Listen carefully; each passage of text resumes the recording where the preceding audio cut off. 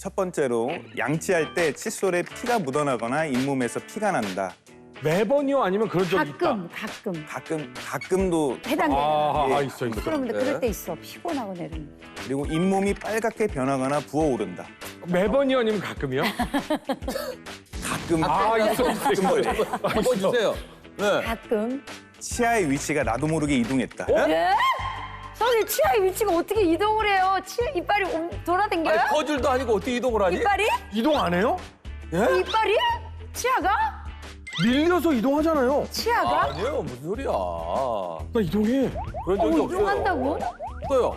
이전보다 입냄새가 나고 입맛이 둔해졌다. 어우 그럴 리가. 입맛이 이거 맨날 모르겠다. 있어. 둔해지지가 않아. 치아가 차고 뜨거운 것에 민감해졌다. 아 나 이거 네가 시린 거가 그거예요? 맞습니다. 저 가끔 싫을 때가 있어. 너 많구나. 그것마저 적는 거예요? 네 개요? 몇 개예요 지금? 네 네 개? 개. 저는 3개. 저는 하나. 하나 정도면은 굉장히 좀 건강한 아, 편이시고요. 두세 가지 이상 해당된다면 잇몸뼈 건강에 적신호가 켜진 것이라고 볼 수 있고요. 여기에 추가로 최근 치아가 유독 길어 보이거나 많이 흔들린다면 이미 잇몸뼈가 녹아내리고 있다는 뜻으로 볼 수 있습니다. 지금 준희 씨가 지금 상당히 지금 놀란 표정을. 안 건강했네.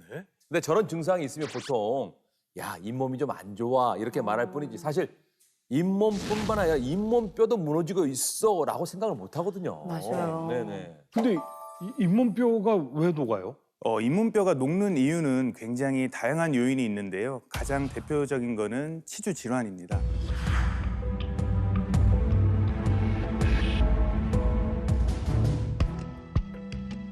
쉽게 말해서 잇몸에 염증이 시작되면서 이 염증이 뼈를 녹이게 되는 겁니다. 잇몸 염증 초기 단계는 치은염이라고 부르는데요. 치아와 잇몸 사이사이에 발적이 보입니다.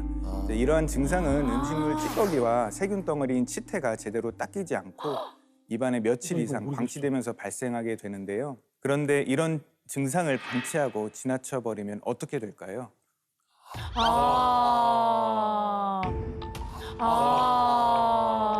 그렇지. 확연히 차이가 나네요. 겉에 잇몸이 붓는 정도로만 끝나는 것이 아니라 잇몸이 주저앉고 염증이 뼛속까지 침투하면서 잇몸뼈에 영향을 주게 됩니다. 이를 만성 치주염이라고 부르는데요. 만성 치주염은 제때 치료하지 않으면 잇몸뼈가 완전히 녹아서 치료를 해도 낫기 어렵기 때문에 미리미리 적절한 치료를 받는 것이 정말 중요합니다.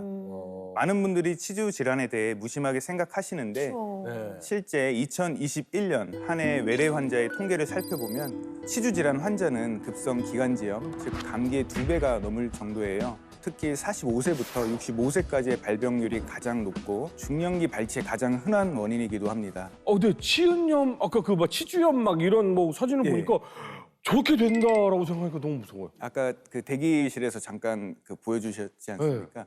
치주염이 조금 있으신 거.